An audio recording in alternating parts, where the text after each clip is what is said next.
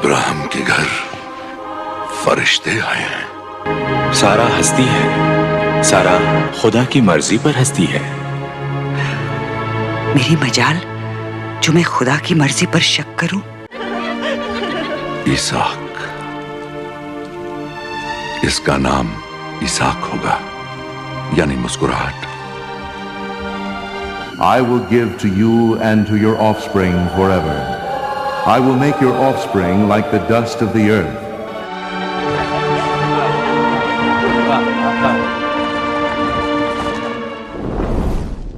روایت ہے کہ حضرت ابراہیم علیہ السلام نہایت ہی خوشدلی سے لوگوں کی مہمان نوازی فرمایا کرتے تھے۔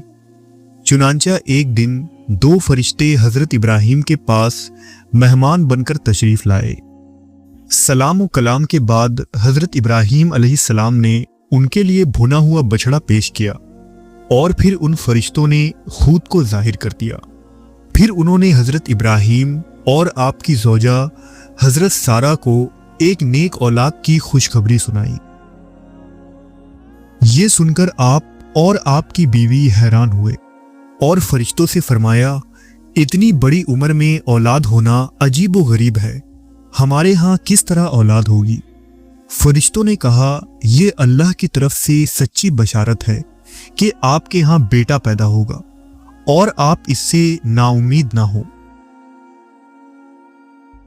لہذا بی بی سارہ اس رات حمل سے ہوئی جس رات قوم لوط کو ان کی نافرمانیوں کی وجہ سے ہلاک کرنے اور ان پر عذاب الہی لانے کے لیے فرشتے تشریف لائے تھے۔ مدت پوری ہوئی اور سارہ کے بطن سے اسحاق علیہ السلام اس دنیا میں یوم عاشورہ کے دن تشریف لائے۔ آپ کا چہرہ مبارک پر نور تھا جس نے آس پاس کے ماحول کو جگمگا دیا۔ ولادت کے فوراً بعد ہی آپ زمین کے جانب جھک گئے اور اپنے پاک پروردگار کو سجدہ کیا۔ حضرت ابراہیم نے شکرانے کے طور پر فقیروں اور مسکینوں کو بلایا اور انہیں کھانا کھلایا۔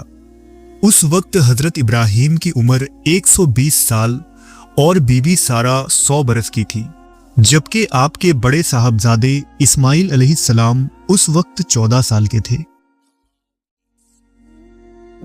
اسحاق سریانی یا عبرانی زبان کا لفظ ہے جس کے معنی ہسمکھ اور خوش و خرم ہے۔ اللہ نے حضرت اسحاق کو روشن، منور اور اپنے والدین کی آنکھوں کی ٹھنڈک بنایا۔ آپ کا چہرہ بہت ہی خوبصورت تھا، رنگت سفید تھی جس میں سرخی جھلکتی تھی، ناک مبارک پتلی تھی، داڑھی گھنی نہ تھی، سر اور داڑھی مبارک کے بال سفید تھے، بہترین گفتگو کرنے والے تھے اور سیرت و صورت میں والد محترم حضرت ابراہیم کی طرح معلوم ہوتے تھے۔ حضرت اسحاق جوان ہوئے تو آپ کے والد حضرت ابراہیم نے اپنے بھائی کی پوتی بی بی رفقہ سے آپ کا نکاح کروا دیا۔ اس وقت حضرت اسحاق کی عمر تقریباً 30 برس تھی۔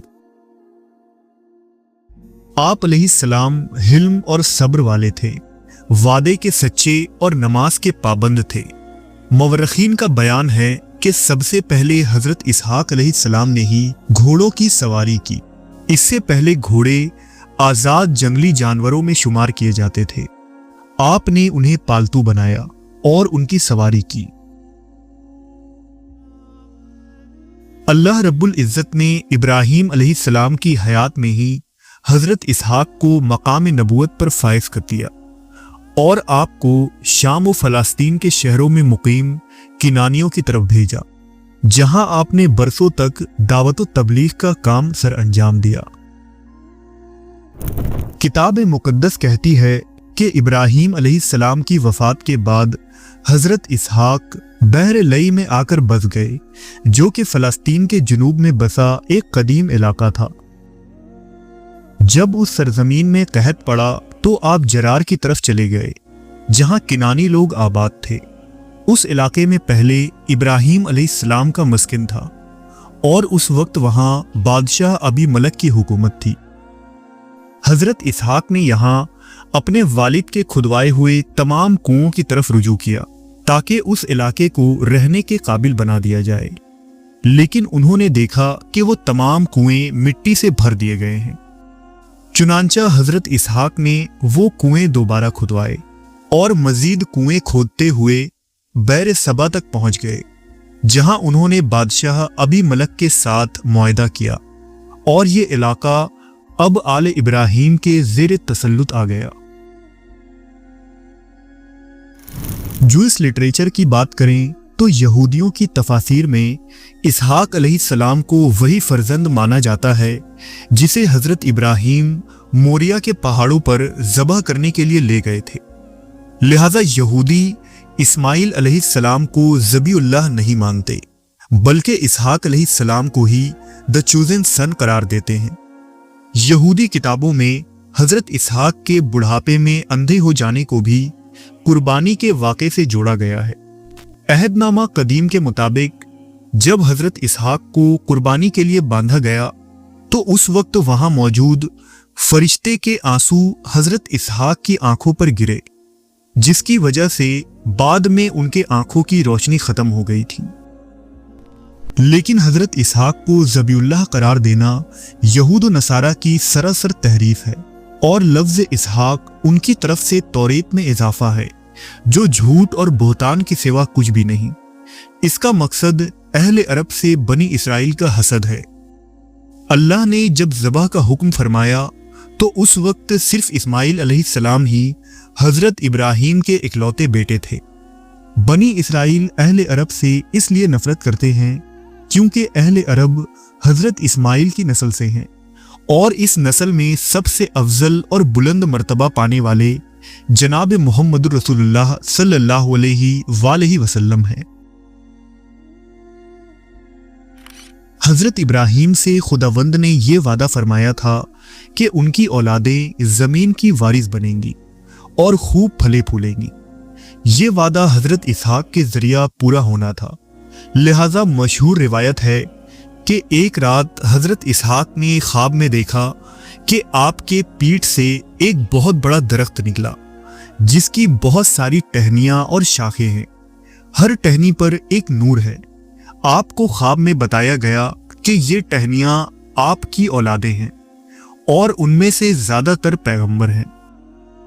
आप बेदार हुए और अपनी ज़ौजा को इस ख्वाब के मुतालिक बताया तो वो कहने लगी, ए अल्लाह के नबी, मैं हमल से हूं और मुझे लगता है कि मेरे बतन में 2 बच्चे हैं।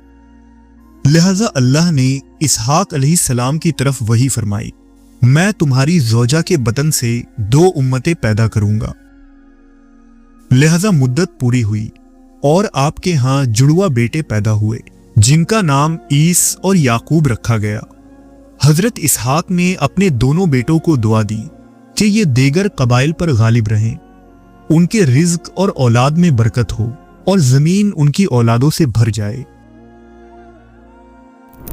तौरेत में दोनों भाई ईस और याकूब के मुतालिक एक वाकया दर्ज है, जिसके मुताबिक जब हजरत इसहाक इंतहाई बूढ़े और कमजोर हो गए तो ये चाहा कि अपने बेटे ईस को बरकत दे। उन्होंने ईस से कहा, जा और शिकार करके ला और उम्दा खाना पकाकर मेरे सामने पेश कर। इसहाक अलैहिस्सलाम की बीवी रफ़का ने जब ये सुना तो चाहा कि ये बरकत याकूब को मिले। उन्होंने फौरन हजरत याकूब को बुलाकर कहा कि जल्दी उम्दा खाना तैयार करो और अपने वालिद के सामने ले जाओ और उनसे खैर बरकत की दुआएं लो। लिहाजा हजरत याकूब ने ऐसा ही किया और लजीज खाना पकाकर हजरत इसहाक को खिलाया। इसहाक अलैहिस्सलाम ने उन्हें बहुत दुआएं दी। जब ईस जंगल से शिकार करके वापस लौटे और ये मंजर देखा तो इंतहाई नागवारी महसूस की और उनके दिल में अपने ही भाई के लिए कीना और बुग़्ज़ पनपने लगा। तब बीबी रफ़का ने हजरत याकूब को मशवरा दिया कि वो यहां से अपने मामू लाबान के पास हर्रान चले जाएं। चुनांचा हजरत याकूब अपने मामू के यहाँ पहुंच गए और कुछ मुद्दत तक वहीं रहे। आपने लाबान की दोनों बेटियों लिया और राहील से शादी कर ली। फिर 20 बरस के बाद हजरत याकूब घर वापस आए और अपने भाई ईस के साथ सुलह कर ली। उस वक्त हजरत इसहाक अलैहिस्सलाम की उम्र 180 साल थी। बुढ़ापे के आखिरी दौर में इसहाक अलैहिस्सलाम की बहुत सी औलादें और पोते पोतियां थीं और बेशुमार गाय, ऊंट, भेड़, बकरियां और जमीनें थीं, क्योंकि अल्लाह ने आपके माल औलाद में बहुत बरकत अता की थी। तौरेत के मुताबिक आखिरी उम्र में हजरत इसहाक की आंखों की बीनाई जाती रही थी और वो देख नहीं सकते थे। इसहाक अलैहिस्सलाम ने 180 बरस की उम्र पाई और वसीयत के मुताबिक जब आपकी वफात हुई तो आपको बैतुल मुकद्दस के उस हिस्से में दफन किया गया जिसे हजरत इब्राहीम ने खरीदा था और जहां खुद हजरत इब्राहीम और बीबी सारा की तदफीन हुई थी। हजरत इसहाक को अल्लाह की तरफ से माल, मवेशी और औलादों की बरकत अता होना हमें यह अजीम सबक देता है कि तमाम तर नेमतें अल्लाह की तरफ से ही अता होती हैं और इसका राज इताअत, सब्र और तकवा है। इसहाक अलैहिस्सलाम की सीरत हमें ये सिखाती है कि दौलत और औलाद खुद मकसद नहीं बल्कि अमानत है। अगर ये नेमतें शुक्र, अदल और अल्लाह की राह में इस्तेमाल हो तो यही नेमतें इंसान के लिए कामयाबी का जरिया बन जाती हैं।